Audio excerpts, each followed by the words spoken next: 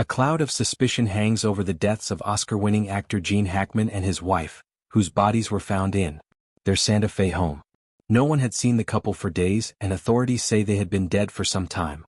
It includes details about what Betsy Hackman was searching for before she died and the first-person view of the officers. Nobody expected any of this. When federal investigators entered Gene Hackman's secluded Santa Fe mansion on the cold morning of February 26, 2025, the case looked completely simple. Two elderly people dead from natural causes inside a home locked from the outside. Within hours, everything changed because sitting open on the desk inside Hackman's private library was a laptop. And when the FBI looked at what was on it, they did not close the case. They raised it to a higher level. They called in federal resources. They extended the search deep into the property. And then they went completely silent, refusing to confirm, deny, or explain a single detail about what those files contained, what else they discovered on that estate, or why a routine welfare check needed federal intervention at all. Gene Hackman was 95 years old. He died quietly in his home. That should have been the whole story. So, why won't the FBI talk about what was on that laptop? The gates that would not open. On the morning of February 26, 2025, a handyman who worked on the property made the first call. He had been trying to reach someone inside the Hackman estate for days. Phone calls went unanswered. Messages disappeared. The household that had run with quiet, organized order for years had simply gone dark, and nobody outside those walls could explain why. Now there are new details in the investigation into the death of actor Gene Hackman, including newly released video. Deputies drove out on a long, winding dirt road, cutting through the foothills of northern New Mexico. Pinyon and juniper trees pressed in on both sides, blocking the view so completely that the main house was not visible until you were almost at the gate. Neighbors had long described the Hackman estate as one of the most private properties in the region. It was almost impossible to see any activity from the road. No casual visitor had any reason to stay. When deputies arrived at the edge of the property, they found the gates locked. Here's the thing. That single detail changed the tone of the whole investigation before it had officially started. The estate had been made to stay sealed unless someone inside purposely opened it. Reinforced perimeter fencing, surveillance systems, controlled access gates watched around the clock. This was not a place where someone accidentally left the entrance unsecured. Every access point had a purpose. Every lock was there on purpose. Deputies cut through them anyway and stepped onto the grounds. The silence inside was overwhelming. No vehicles, no staff, no lights in the windows. The large residence stood completely still among the trees, untouched in a way that felt less like privacy and more like something had stopped. Officers moved toward the house, went inside, and found the bodies of Gene Hackman and his wife, Betsy Arakawa. Police body camera footage shows deputies finding 65-year-old Arakawa dead in a bathroom. 95-year-old Hackman was found dead near the kitchen close to the front door. Medical examiners confirmed that Arakawa, 65, had died first from a severe viral infection. Hackman, who was 95 years old, died days later from heart failure made worse by underlying health conditions. Official statements said that neither death was the result of violence. On paper, the explanation looked like a tragedy. Two elderly people dying alone in a remote home, both gone before help could arrive. But the investigation did not stop there. And here is where it starts to get strange. Because when authorities began the forensic sweep of the property, one of the first things they found sitting open on the desk in Hackman's private library was a laptop. They did not yet know what was on it. They did not yet know what the library was hiding, but they flagged the device right away. And whatever they found on that screen is the reason this case stopped being routine before the first day was over. If you want to know where this goes, and I promise you that you do, make sure to subscribe so you do not miss a single chapter of this. The room he never left. After retiring from acting in 2004, Gene Hackman devoted himself almost completely to writing historical fiction, thrillers, books that drew heavily on his obsession with American history, military strategy, and classified government programs. Friends who visited the estate in earlier years consistently described his private library as the center of the house, the room where he spent most of his waking hours, which made it the first place investigators went. The library looked ordinary at first, with tall bookshelves lining every wall, antique furniture under warm light, rare books carefully arranged beside framed artwork and scattered manuscripts. First editions sat next to heavily marked research materials. Handwritten notes were tucked between pages. The shelves held hundreds of volumes. American history, Civil War strategy, architecture, Cold War infrastructure, military biography. Nothing looked disturbed at first glance, but here is what investigators noticed when they started moving carefully through the space. Books had been removed and put back out of order. A heavy chair showed fresh drag marks across the hardwood floor. Several drawers were partly open in a way that suggested someone had searched the contents in a hurry and had not bothered to close them.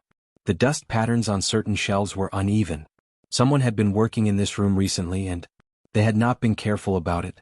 Then they looked at the laptop again, the browser history, the folder structure, the documents left open on the desktop. Whatever Hackman had been researching in the weeks before his death was specific, organized, and deep. Medical investigators believe the couple died about a week apart, with Arakawa dying of hantavirus first, while Hackman died of heart disease with Alzheimer's as a contributing factor days later. Investigators began cross-checking what they were seeing on screen with the subjects filling the shelves around them. Cold War construction, underground installations in northern New Mexico, classified federal programs from the mid-20th century. The research did not look like background material for a novel. It looked like someone trying to confirm something they had already found. And get this, that was when one of the agents noticed the wall behind a section of bookshelves. The wooden paneling did not sit even with the surrounding frame. Small inconsistency. The kind of thing you could walk past 1,000 times without noticing. But once you saw it, you could not unsee it. A closer look revealed a hidden mechanical trigger built directly into the wooden frame. A small activation point hidden behind a row of books at exactly the height of a seated man's hand. When investigators activated it, a section of the wall shifted inward with precise mechanical smoothness. A hidden panel opened quietly into darkness. Behind it was a narrow stone staircase going down into the earth. Nobody on the team had any idea what was waiting at the bottom. What the tunnel remembered. The staircase dropped deeper with every step. The air changed quickly, cooler, heavier, carrying the faint metallic smell of rust and the kind of dampness that only builds up in stone that has not seen daylight in decades. Flashlight beams swept across rough surfaces, revealing walls that looked untouched for most of the 20th century. Here is the thing about this tunnel. Did not look like one single thing. It looked like several different projects built on top of each other across different generations. The upper sections showed clear modernization.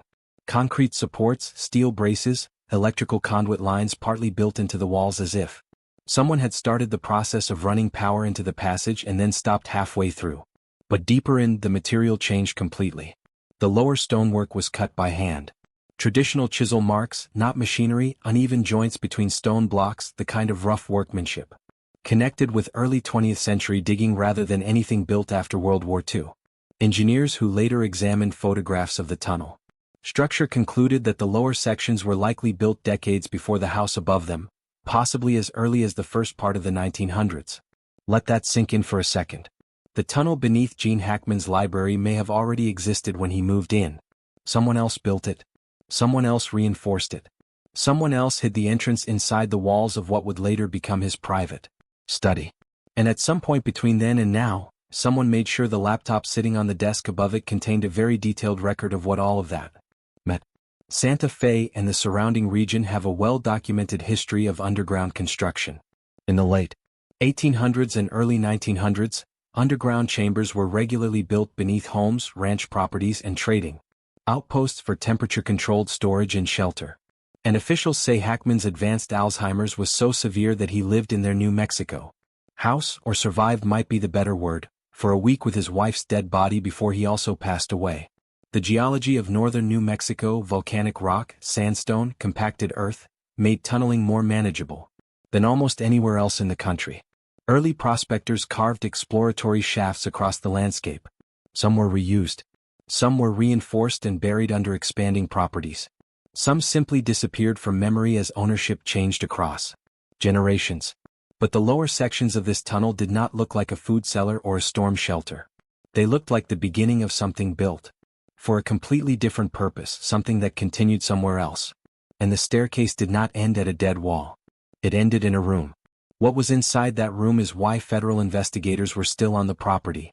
Days after the deaths had already been explained. The underground archive. The chamber at the bottom of the tunnel looked less like storage and more like a place where information had been deliberately buried. Old wooden crates lined the walls from floor to ceiling. Some had collapsed under their own weight over the years, spilling their contents across the stone floor in piles that had sat there long enough to gather their own layer of dust. Others stayed sealed, lids bent with age but still unbroken. The room felt like a place that had once been organized with real purpose and precision and then sealed off and left alone. Inside the crates, investigators found documents, photographs, and metal instruments covering what appeared to be multiple decades. Several photographs were identified as dating to the early 20th century. Groups of men gathered around tables covered in maps and technical drawings, formal clothing, dark suits, heavy coats, placing the meetings somewhere in the 1920s and 1930s. In several images, the men were studying what looked like architectural layouts or engineering plans. One photograph had a handwritten date in the corner, 1937. And get this, the documents were harder to read but more disturbing. Many were written in fading ink on paper that had gone brittle with age. Others were carbon copies from government-issued typewriters. Several pages contained coded notes beside partial lists of names and descriptions of events that did not appear anywhere in public records people could easily access. Some pages had been partly burned, edges charred and fragile, suggesting someone had once tried to destroy the contents of this room and then stopped before the job was finished. Whatever they were trying to erase, they never finished it. Scattered among the papers were metal instruments, drafting compasses, measuring tools, small mechanical pieces that looked like parts from early surveying equipment, the kind used by government-affiliated engineers, documenting infrastructure projects across New Mexico during times of rapid classified development. Historians who later reviewed photographs of similar artifacts noted that during the early 20th century, surveyors and government researchers working across this region regularly carried exactly this kind of portable precision equipment on long field assignments. Here is what made investigators stop cold. Among the documents, several pages were written in what looked like a personal shorthand system, a system of shortened symbols and partial words. That was not a standard government code but something closer to a private code. Someone had created their own way of recording information in a form that would mean nothing to anyone not trained to read it. Those pages showed the same partial burn damage as everything else. Meaning, whoever tried to destroy the archive had specifically targeted the coded material, not just cleared the room at random. They were interrupted before they could finish, or they decided halfway through that they could not bring themselves to do it. Tucked inside one of the sealed crates, separated from the other materials and wrapped in oilcloth that had preserved it in much better condition than anything else in the room, investigators found a single manila folder. Its contents have not been publicly disclosed. What has been confirmed is that it was removed from the property separately from all other archival materials and taken directly to a federal facility for examination. That folder is one of the things the FBI has not discussed publicly since then. Now here is what nobody on that team was prepared for, because none of those documents, photographs, instruments, or even that sealed folder caught investigators' attention the way the structure standing at the far end of the chamber did. At the back of the room, built directly into the stone wall, was an iron door, and it had been locked from the wrong side. The door locked from the inside. The iron door did not belong to the same time period as the tunnel around it. Its steel construction was consistent with reinforced vault doors installed in secure government facilities during the mid-20th century. Thick metal plating, large riveted hinges anchored directly into the surrounding stone with industrial strength, even after years underground. In a damp, low-oxygen environment, the door was structurally intact, built with a level of durability that had no business being in a private home. Here is the detail that made investigators stop cold. The locking mechanism faced outward toward the chamber. The door had been secured from the other side, meaning whoever locked it was not in the room investigators were standing in. They were inside whatever existed beyond the door. In a space no one on that team had yet seen, in a space that as of this recording authorities have never publicly confirmed or described. The details got stranger the closer they looked. The steel surface carried faint machine marks. The door had been made in an industrial facility, not crafted by hand. Thickness and reinforcement pattern matched vault-style doors used in mid-20th century secure installations built to protect classified archives or specialized equipment from both forced entry and environmental damage. The hinges were mounted on the interior side, a design feature found almost only in bunker construction where doors are meant to withstand outward pressure. And along the edges of the frame, investigators found traces of heavy rubber sealing material, the kind installed specifically in airtight environments. Someone built this door to protect whatever was on the other side of it, and whoever locked it last was standing inside when they did. That is not the part that should bother you most. The part that should bother you is what it suggests about the laptop sitting open on the desk in the library directly above and the research files on that screen that pointed straight down to this room. The shadow of Los Alamos. Northern New Mexico is not ordinary American countryside. Less than an hour's drive from the Hackman estate sits Los Alamos. In the early 1940s, the United States government turned that remote mountain region into the working center of the Manhattan Project. Scientists, engineers, and military personnel arrived in secret. Entire communities were moved. Roads were restricted and removed from public maps. The area was placed under the most intense security system in American history as the country raced to develop nuclear weapons. What happened in those mountains was specifically designed never to be seen or discussed. After the war ended, the secrecy did not end. It changed. Throughout the Cold War, northern New Mexico became home to a growing network of classified laboratories, research facilities, and underground installations. Los Alamos National Laboratory grew steadily, doing advanced work in physics, weapons engineering, and national security programs that stayed classified for decades. Government records released much later confirmed that extensive underground construction took place across the region. Reinforced bunkers, underground laboratories, and protected storage areas carved directly into the mesa and mountain rock, using the thick geology as natural shielding. Some of those facilities were eventually taken apart, others were sealed, and some simply faded from active records as programs changed and the projects they supported became buried under layers of classification. And here is the question investigators have never publicly answered. What if the tunnel beneath the Hackman estate did not begin as a private construction project? What if it was originally built during the years when northern New Mexico was the most classified piece of land on the planet? It would explain why the oldest tunnel sections look like a secure government installation rather than a home basement. Would explain the vault door built to mid-century federal specifications. It would explain why the entrance was hidden with a precision-engineered mechanism built directly into the architectural frame of the house. Not a padlock, not plywood, but something permanent and deliberate. And it would explain why, when Gene Hackman's laptop was opened, federal investigators immediately decided this case required their involvement. What was on the laptop? Here is what we know. When the FBI accessed the device sitting on Hackman's library desk, what they found prompted federal involvement at a level that goes far beyond a natural death inquiry. Sources familiar with the scope of the investigation have indicated that the material on the laptop connected directly to the contents of the underground archive, that the two discoveries were not accidental, and that Hackman had not simply inherited the underground space without understanding what it contained. He knew. He had been researching it for years. The folder structure on the device contained organized research files covering subjects that match exactly with the historical period shown by the documents in the chamber below. Scanned photographs, typed summaries, cross-referenced timelines, correspondence with historians, archivists, and at least one person connected to a federal records facility. The kind of methodical, steady work that takes months of effort and a clear sense of what you are specifically looking for. Now think about the library above that tunnel. Hundreds of marked-up books on American history, military strategy, Cold War, infrastructure, and government secrecy programs. Handwritten notes tucked between pages. Notes in the margins, stretching across entire pages in Hackman's careful handwriting. This was not the research shelf of a novelist looking for color and atmosphere. This was a working investigation carried out over years in the room directly above a hidden passage by a man with access to networks and sources that most people would not even know how to reach. He was putting something together, building a timeline, trying to confirm what he had found beneath the floor of his own home. But here is where it gets strange. In the weeks before his death, Hackman had gone quiet in a way that was different from his usual privacy.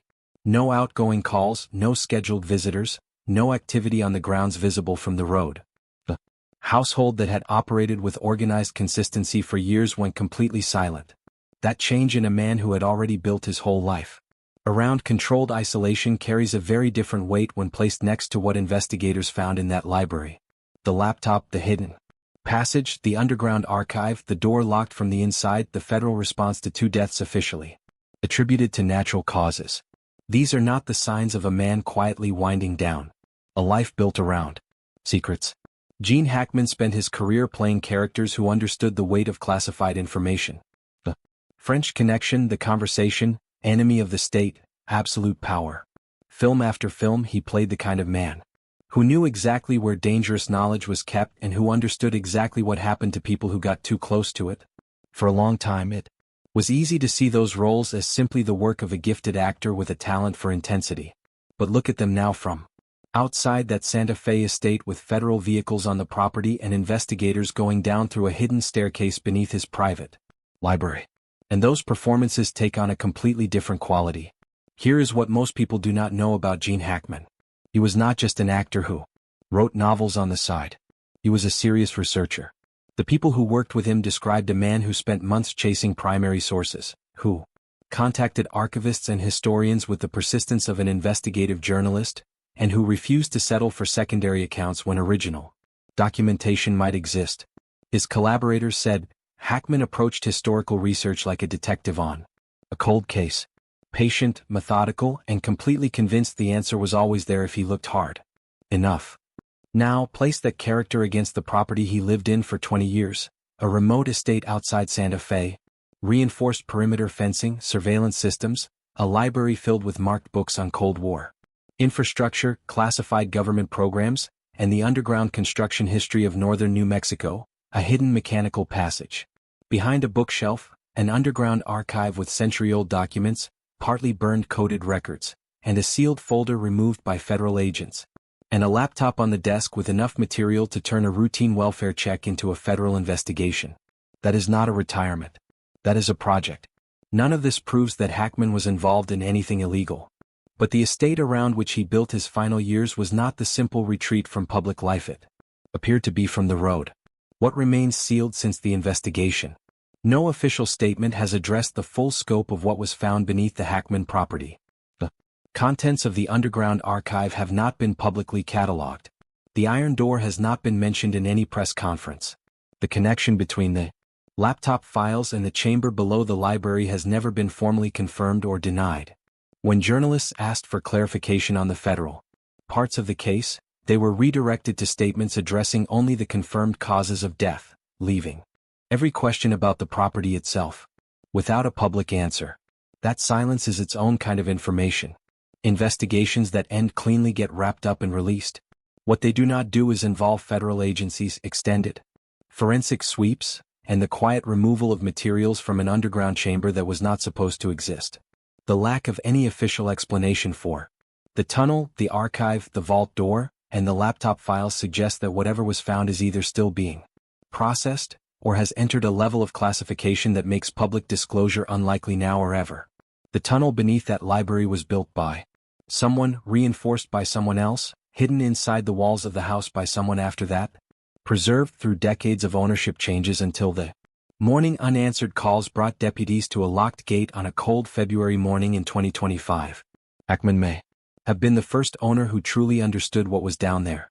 Whether he found the passage and spent 20 years working backward from what it contained, or built his Santa Fe life around investigating it from the start, no one outside the investigation can say. What is clear is that by the time his body was found, the man in that house had been asking very serious questions about what lay beneath it for a long time. And whatever answers he found are sitting in files on a laptop the FBI has not publicly discussed since the day they walked out of that library. Somewhere beyond that iron door, locked from the inside, built to government vault specifications, sealed inside a chamber.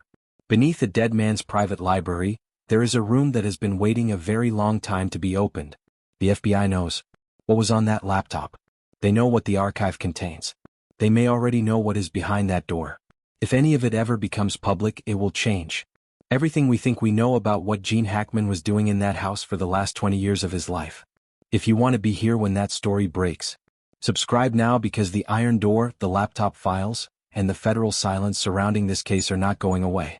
And neither are we.